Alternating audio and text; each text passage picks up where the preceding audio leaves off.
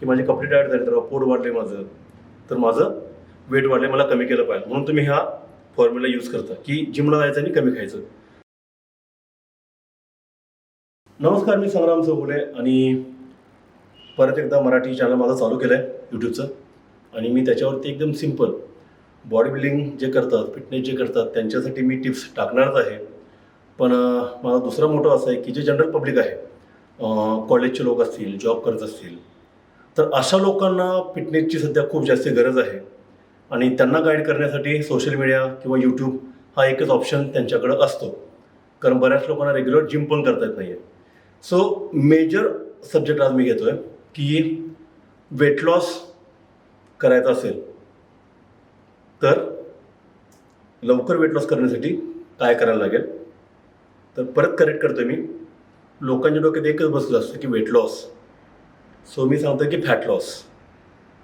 तर fat loss कसा करायचा आहे आणि फॅट लॉस करता करता तुमचे मसल कसे गेन करायचे आहेत, हा एकदम बेसिक व्हिडिओ बनवतो मी. आणि त्यानंतर मग गेनिंगचे व्हिडिओ असतील ते माझे येत राहतीलच. तर प्रत्येकजण म्हणजे थोडंसं इन्व्हॉल्व्ह होऊन व्हिडिओ बघा, की तुम्ही ज्यावेळी नवीन जिम लावता त्यावेळेस जिमला गेल्या गेल्या तुम्ही ॲडमिशन घेता आणि त्यानंतर सप्लिमेंटच्या शॉपमध्ये जाता. अदरवाईज जिममध्येच विचारता एखाद्या ट्रेनरला, तुमच्या ओळखीचा असेल तर, की सर मी जिम लावली आहे आणि मी आता सप्लिमेंट कुठलं घेऊ. आता हे झालं कॉलेजच्या मुलांचं. जे जनरल पब्लिक असतं, जे जॉब करतायत, तर यांचा क्वेश्चन काय असतो की क्वेश्चन म्हणण्यापेक्षा स्वतःच डॉक्टर होतात, स्वतःच डायटिशियन होतात आणि जिमला चालू करतात जिम, आणि त्या दिवसापासून खाणं कमी करून टाकतात. कारण त्यांचं टार्गेट काय असतं, वेट लॉस करणं. आणि कुठल्याही माणसाचं सिम्पल थिंकिंग असं असतं की कमी खाल्लं तर वेट कमी होतं. ऑब्व्हियसली कमी खाल्लं तर वेट कमीच होणार आहे. पण तुम्हाला थोड्या दिवसानंतर कळायला चालू होतं की वेट कमी होतं आहे माझं, मी बारीक दिसतोय किंवा दिसते, पण माझ्या अंगामध्ये ताकद नाही आहे, और मला एनर्जी मिळत नाही आहे माझं काम करण्यासाठी. तर जसं मी सांगितलं की ऑब्व्हियसली तुम्ही जिमला जाता आणि वर्कआउट चालू करता, त्यावेळेस तुमचं काय होतं की तुमचं काम वाढतं, म्हणजे तुमचे एक्सरसाइज वाढतात. वर्कआउट म्हणजे एक्सरसाइज, वर्कआउट वाढतो, एनर्जी बर्निंग, जी कॅलरी बर्निंग होतं ते वाढतं. ऑब्व्हियसली जे खाता तुम्ही तेच तुमची बॉडी वापरते आणि ते बर्न होतं, पण तुम्ही देताना त्यांना कमी देता. सो फरक काय पडला, ज्यावेळी तुम्ही जिमला जाता त्यावेळेस जेवढं खाता तेवढं बर्न केलं तर तुमची बॉडी तेवढीच राहील. पण तुम्हाला आता काय करायचं आहे की चेक करायचं आहे की माझी बॉडी कुठल्या आत्ताच्या कंडिशनला कुठल्या लेवलला आहे. तर वेट वाढलं आहे, हाईट आणि बाकीच्या तुमच्या मेजरमेंटनुसार तुम्हाला दिसतं, पण तो मेजर मारण्यासाठी आहे की तुम्हाला दिसतं आरशामध्ये की माझ्या बॉडीत फॅट वाढलं आहे. वेट कोणाला दिसत नाही वेट चेक केल्याशिवाय, पण फॅट मात्र तुम्हाला फील होतं, कारण कपडे टाईट होतात, चालताना उठताना बसताना त्रास होतो, लोक बघताना तुमच्याकडे वेगळ्या दृष्टीने बघतात असं तुम्हाला वाटत असतं. पण तो तुमच्याकडे एखादा माणूस त्या दृष्टीने बघत नसतो, पण तुमच्या डोक्यात असतं की माझे कपडे टाईट झाले, तर पोट वाढले माझं, तर माझं वेट वाढले, मला कमी केलं पाहिजे, म्हणून तुम्ही हा फॉर्म्युला यूज करता की जिमला जायचं आणि कमी खायचं. अशाने तुम्ही फिटनेस क्लबमध्ये जाता पण अनफिट होऊन बाहेर पडता. लक्षात ठेवा की जिम ही फिटनेस क्लब आहे, तिथं तुम्ही फिट होण्यासाठी जाता. ऑलरेडी तुम्ही फिट असता, तुमचा फिटनेस वाढवण्यासाठी तुम्हाला जिमला जावं लागतं. हा कन्सेप्ट बऱ्याच लोकांना माहिती नाही आहे. बऱ्याच लोकांना असं वाटतं की आपण अनफिट आहोत म्हणून आपण जिमला जातो. तर अनफिट लोकांच्यासाठी दवाखाना आणि हॉस्पिटल असतं, फिजिओथेरपिस्ट असतात, सर्जन असतात, तर ट्रेनर असतो, तो तुम्हाला फिटनेस तुमचा वाढवण्यासाठी हेल्प करतो. म्हणून कुठल्याही जिमचं नाव जिम और फिटनेस क्लब असं असतं, म्हणजे तिथं तुम्ही तुमचा फिटनेस वाढवण्यासाठी जाता. आता तो इंटरनल असेल आणि एक्सटर्नल दोन्ही पण असेल. इंटरनल कुठला, लंग्सची कॅपॅसिटी, हार्टची कॅपॅसिटी हे वाढण्यासाठी, आणि एक्सटर्नल कुठला असतो, बरेच बॉडी मेजरमेंट असतील कमी करण्यासाठी किंवा वाढवण्यासाठी, जॉईंट पेन होत असेल ते कमी करण्यासाठी, फ्लेक्सिबिलिटी वाढवण्यासाठी. तर ह्या गोष्टी मॅटर करतात. तर आता मग ह्यामध्ये तुम्हाला सिम्पल कुठली गोष्ट केली पाहिजे की ज्याने तुम्ही फिट पण व्हाल आणि फिट दिसाल पण. तर सिम्पल गोष्ट आहे, इनटेक जो आहे म्हणजे इनपुट आणि आउटपुट, ह्या दोन गोष्टी तुम्हाला समजल्या तर तुम्ही कुठलीही गोष्ट करू शकता.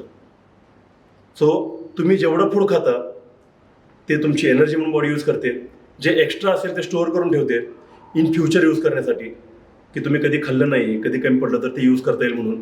पण असं कधी होत नाही तुमच्याकडून, तुम्ही कंटिन्युअस खात जाता, त्यामुळे रोजच्या रोज बॉडी यूज करते, पण जे एक्सेस असतं ते स्टोअर होत जातं आणि तुमचं फॅट वाढतं. ठीक आहे. तर फॅट काय असतं, तुमच्या मसल आणि स्किन याच्यामध्ये जे सॅच्युरेट होतं, जे टिश्यू बनतात त्याला ॲडिपोज टिश्यू म्हणतात, आणि ते फॅट साठत जातं आणि मग तिथं नंतर एका दिवसात कधी फॅट वाढत नाही आहे. याला 2, 3, 4, 6 महिने जातात, वर्ष जातात, मग दिसायला चालू होतं. पण ही स्लो प्रोसेस असते. ठीक आहे. पण कमी करताना तुम्हाला फास्ट कमी करायचं असतं. 10 वर्षामध्ये जे फॅट वाढवलं आहे ते तुम्हाला 2 महिन्यात 3 महिन्यात कमी करायचं असतं. तर मी एक सिम्पल तुम्हाला गोष्ट सांगतो की फिटनेस हा तुमच्या हॅपीनेसवर डिपेंड असतो. तुम्ही जेवढं हॅपी राहाल तेवढा तुमचा फिटनेस चांगला असतो, आणि हॅपी राहण्यासाठी तुम्हाला दिसणं पण चांगलं असायला पाहिजे असं वाटत असतं. आणि त्याच्यासाठी मी तुम्हाला फॉर्म्युला सांगतोय.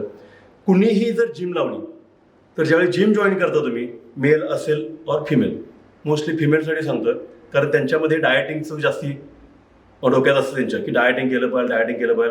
काही गरज नसते डायटिंग करायची. डाएट म्हणजे जेवण तुमचं आहे ते बॅलन्स करायचं, त्याला डाएट म्हणतात. आणि त्यामध्ये तिन्ही गोष्टी येतात: प्रोटीन, कार्ब, फॅट. विटॅमिन्स, मिनरल जर तुम्ही खात नाही आहे त्याच्या गोष्टी मी नेक्स्ट व्हिडिओमध्ये सांगेल, जेव्हा तुम्ही फॅट लॉस कराल त्यावेळेस. तर काय करायचं आहे, तुम्ही जिम जॉईन केली तर त्या दिवसापासून तुम्हाला ट्रेनर चांगला असेल तर सांगेलच, पण इन जनरल मी सांगतोय, तुम्ही जिम जॉईन केली तर तुम्ही काय खाता तुम्हाला माहिती असतं, ते एका पेपरवरती लिहून घ्यायचं. सकाळचा नाश्ता, दुपारचं जेवण, संध्याकाळी नाश्ता करत असेल तर तो, आणि रात्रीचं जेवण. तर इतकं तर प्रत्येकजण खातात. मोस्टली इव्हनिंगचा ब्रेकफास्ट मिस होत असेल, पण सकाळचा ब्रेकफास्ट, दुपारचं जेवण आणि रात्रीचं जेवण हे तिन्ही तुम्ही 100% खाता.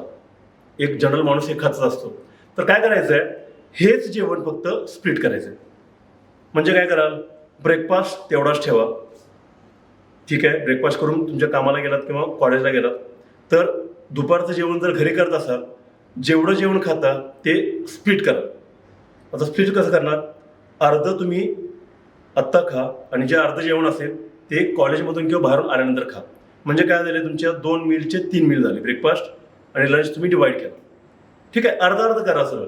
नंतर काय कराल, तुम्ही जिमला जाताय तर जे फूड तुम्ही रात्री झोपताना खाताय त्यातलं अर्धं जेवण जे आहे ते जिमला जायच्या आधी खा, आणि अर्धं जेवण हे वर्कआउट नंतर घरी गेल्यानंतर खा. आता काय झालं, तुम्ही जेवढं खात होता तेवढंच खाताय, फक्त तुम्ही ते स्प्लिट केलंय. म्हणजे काय, जेवढ्या कॅलरी तुमच्या बॉडीमध्ये जात होत्या तेवढाच जातात, बरोबर आहे. त्यामुळे तुम्हाला विकनेस येणार नाही आहे. आणि जर तुम्ही वर्कआउट करत असाल तर वर्कआउटमध्ये ज्या कॅलरी बर्न होत आहेत तर त्या बर्न झालेल्या कॅलरी ते तुमच्या एक्स्ट्रा आहेत. आता हे किती दिवस करायचं आहे, तर आता हे 1 वीकसाठी तुम्ही हा तुमचा एक पॅटर्न बनवून ठेवा, की माझं जेवण जे 3 वेळा खायचं ते मी 6 वेळेस केलंय. आता काय होतंय की तुमच्या बॉडीची एक टेंडन्सी असते, प्रत्येकाच्या बॉडीची, की जे काही तुम्ही फूड खाता 65 ते 70% बॉडी हे यूज करते तुमच्या डेली ॲक्टिव्हिटीसाठी, आणि अराउंड 30 ते 35% स्टोअर करून ठेवते. म्हणजे तुम्ही 100 ग्रॅम एखादं फूड खाल्लं तर 70 ग्रॅम तुमची बॉडी वापरते, आणि 35 ग्रॅम हे तुमची बॉडी स्टोअर करून ठेवते. आता समजा तुम्ही खातानाच 50 ग्रॅम खाल्लं तर काय होईल, 50 ग्रॅमच्या 70%. ठीक आहे. जर एक्स्ट्रा असेल तर, अदरवाईज 50 ग्रॅम सगळेच तुमची बॉडी यूज करून घेईल, स्टोअर कुठलंच राहणार नाही आहे. ठीक आहे. तर त्यामध्ये तुमची बॉडी सस्टेन करेल पुढच्या मीलपर्यंत. पुढच्या मीलला तुम्ही जे खाता, आता इकडचं कमी केलं आहे त्यामुळे पुढच्या मीलपर्यंत बॉडी सस्टेन होईल. तिथं पण तुम्ही जे फूड खाता, कदाचित तुमच्या बॉडीची टेंडन्सी स्टोअर करायची असेल तर ते 50% जे फूड आहे तुम्ही 50 आत्ता खाल्ले नंतर खाल्ले तर त्या 50 पैकी 70% यूज करेल. म्हणजे काय, 35 कॅलरी यूज करेल 35%, आणि फक्त 15% स्टोअर होतील. ठीक आहे. हेच फूड तुमचं रात्री असेल तर रात्री पण काय करेल बॉडी, की जर 35% स्टोअर करतं तर त्यातलं 50% म्हटलं 35%, म्हणजे फक्त 35%च इन्स्टेड ऑफ 65 to 70%. म्हणजे काय होईल की तुमच्या बॉडीचं स्टोरेज करण्याचं काम थांबून जाईल, कारण बॉडी यूज करायला चालू करेल. कमी खाल्लं तर बॉडी कमी स्टोअर करेल, जास्त खाल्लं तर जास्त स्टोअर करेल, कारण बॉडी त्याला पाहिजे तेवढंच फूड यूज करतो ॲज अ फ्युअल, बाकीचं स्टोअर करून ठेवतो. तर ह्या कंडिशनला 7 दिवसामध्ये तुम्हाला समजेल की तुमच्या हेल्थमध्ये फरक पडत चाललाय. म्हणजे काय होईल की वेट लॉस थोडा व्हायला चालू होईल, कारण इमिजिएट समजत नाही की फॅट लॉस झाला की नाही, पण वेट लॉस तुम्हाला समजायला चालू होईल एका वीकमध्ये. आत्ता इथून पुढचं कॅल्क्युलेशन कसं करायचं आहे की तुमचे 6 मील झाले, ब्रेकफास्ट, दुपारचे जे जेवण आहे ते, वर्कआउटच्या आधीचा मील, वर्कआउटच्या नंतरचा मील आणि रात्रीचं जेवण. तर चेक केलं तुम्ही तर हे 6 मील तुमचे होतात. 5 ते 6 मील इझिली होतात आणि ते अशा प्रकारे डिवाईड करा. इथून पुढं तुमचं थोडंसं कॅल्क्युलेशन करायला स्टार्ट करा तुम्ही. रात्रीचा मील जो आहे नेक्स्ट वीकपासून, दुसऱ्या वीकपासून 20%. आता हे 20% म्हणजे मेजरमेंट फक्त मी सांगतोय. तर तुम्ही ताटामध्ये फूड घ्या. समजा रात्रीच्या ठिकाणी तुम्ही 2 चपाती खात असाल, थोडा राईस खात असाल, भाजी असेल, आमटी असेल, ज्या काय गोष्टी असतील त्यातलं सगळ्यामधलं समजा की 2 चपाती ठिकाणी अर्धी चपाती कमी करा, 1.5 चपाती ठेवा. भात जेवढा खाताय त्यातला अर्धा भात खा, अर्धा तसंच ठेवा. अदरवाईज चपाती तसंच ठेवा, राईस कट करून टाका. म्हणजे फक्त चपाती आणि भाजी राहील तुमच्यामध्ये. आणि जर तुम्ही रोजच्या रोज कोशिंबीर किंवा हे खात असाल ते तसंच ठेवा. तर हे 20% कट झालं. म्हणजे तुम्ही जर 2000 कॅलरी खात असाल तर त्यातले 20% म्हणजे किती झाल्या, एका मीलच्या 20%. कारण आपण 6 मीलमध्ये डिवाईड केले त्या गोष्टी.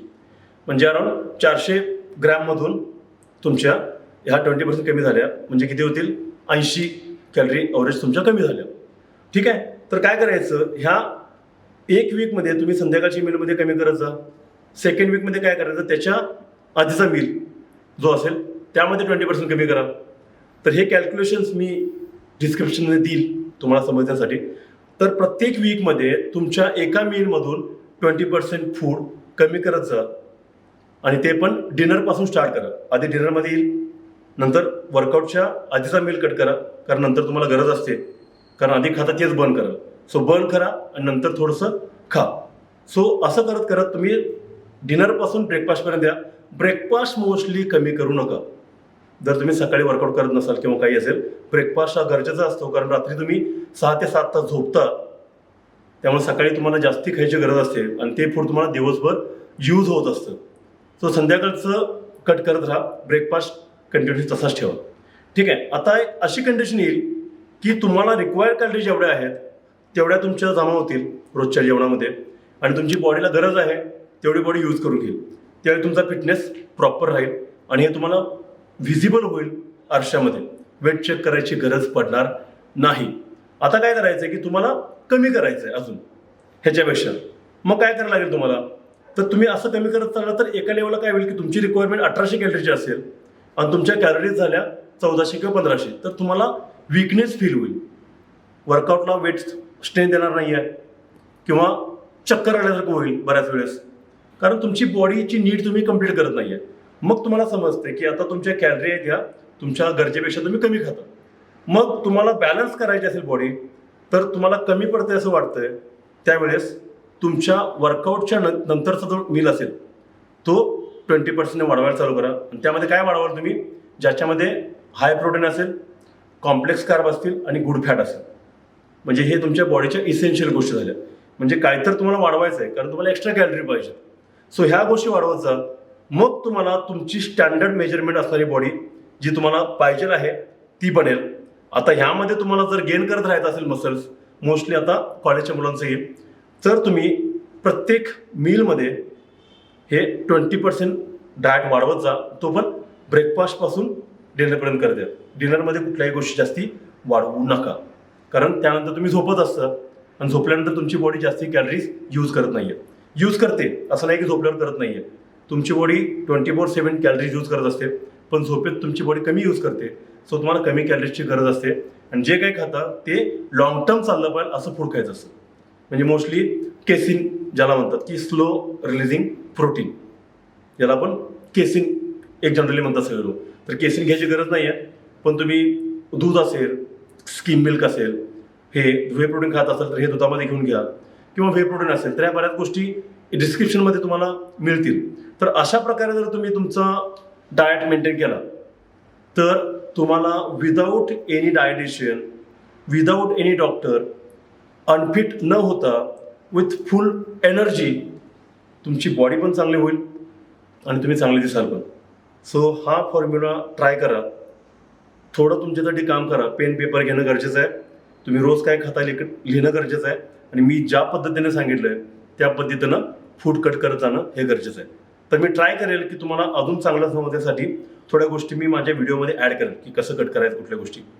सो मला वाटतं की बऱ्यापैकी हा डिस्क्रिप्शनमध्ये व्हिडिओ झाला आहे आणि तुम्हाला समजेल. जर काय समजलं नसेल तर खाली ज्या कॉमेंट बॉक्स आहे तिथं तुम्ही तुमच्या कॉमेंट्स टाकू शकता. मी स्पेशली मराठी लोकांसाठी व्हिडिओ बनवतोय, त्यामुळे एवढं कम्फर्टेबल तुम्हाला सांगू शकतो. मला बऱ्याच ठिकाणी सांगतात की हिंदी किंवा इंग्लिश बनवा, आम्ही पण तुमचे फॅन आहे, आम्ही पण फॉलो करतोय. पण त्यांच्यासाठी बरेच जण आहेत, तुम्ही पण बऱ्याच लोकांना फॉलो करत असाल, पण ज्या लोकांना फक्त मराठीच कळतं अशा लोकांसाठी व्हिडिओ बनवतो मी. सो हा सिम्पल फॉर्म्युला फॉलो करा. स्वतःसाठी थोडा टाईम काढून हे सगळं लिहून काढा आणि जिमला जरी गेलात तरी तिथं स्वतःसाठी जा, दुसऱ्याकडे बघून वर्कआउट करू नका. सो जिम हा फिटनेस क्लब असतो, तिथं तुम्ही फिट होण्यासाठी जाता. जिममध्ये जाऊन अनफिट होऊन बाहेर येऊ नका, तर तुमचा फिटनेस लेवल वाढवून बाहेर आहे. सो एवढाच हा व्हिडिओ होता. थोडा डिस्क्रिप्शनमध्ये जास्ती लेंदी झाला असेल, पण 2-3 वेळा वाचा, जिथं ऐका, जिथं तुम्हाला समजत नाही आहे ते पॉईंट कॉमेंट सेक्शनमध्ये मला द्या, त्याच्यावरती मी तुम्हाला डिस्क्रिप्शन परत देईल. आणि मग तुम्हाला ॲड ऑन करताना आधी एका लेवलला या की जेवढा इंटेक आहे तेवढा तुमचा आउटपुट चालला आहे. त्यानंतर तुम्हाला बाकीचे क्वेश्चन येतील की मला आता अजून मसल्स वाढवायचे आहेत तर काय करू, तर त्याच्यासाठी मी नंतर व्हिडिओ बनवेल. सो परत एकदा आपण चालू केलं आहे. मॅक्सिमम लोकांच्यापर्यंत व्हिडिओज पोचवा, कारण फिटनेसची आता खूप जास्त गरज आहे. आणि कॉमेंट करायला विसरू नका की तुम्हाला जे क्वेश्चन आहे तिथे. बाकी सबस्क्राईब करा आणि सबस्क्राईब करून बेल आयकॉन दाबा अशा गोष्टी म्हणणार नाही मी, कारण ते माझं विजन चाललेलं नाही आहे. पण शेअर करा, 100% मिळेल. सो शेअर करा मॅक्सिमम लोकांना. आणि हे सगळं जे नॉलेज आहे ते माझं स्वतःचं आहे. हे मला स्पेसिफिकली सांगावं लागतं की ह्या गोष्टी माझ्या बॉडीवरती मी ट्राय केली आहेत, तर कुठलाही रेफरन्स तुम्हाला देत नाही मी की इथं जाऊन चेक करा, गुगलवरती बघा. तर हे मी स्वतः ट्राय केलं आहे. मी कॉम्पिटिशन करताना असेल किंवा आता जनरल लाईफमध्ये माझ्या ज्या गोष्टी चालल्यात, तर मी मला शेपमध्ये ठेवण्यासाठी ह्या अशी चेंजेस करत असतो. सो फॉलो करून बघा, नक्कीच फरक पडेल आणि कॉमेंटसाठी तुमची वाट बघेल. तोपर्यंत गुड नाईट.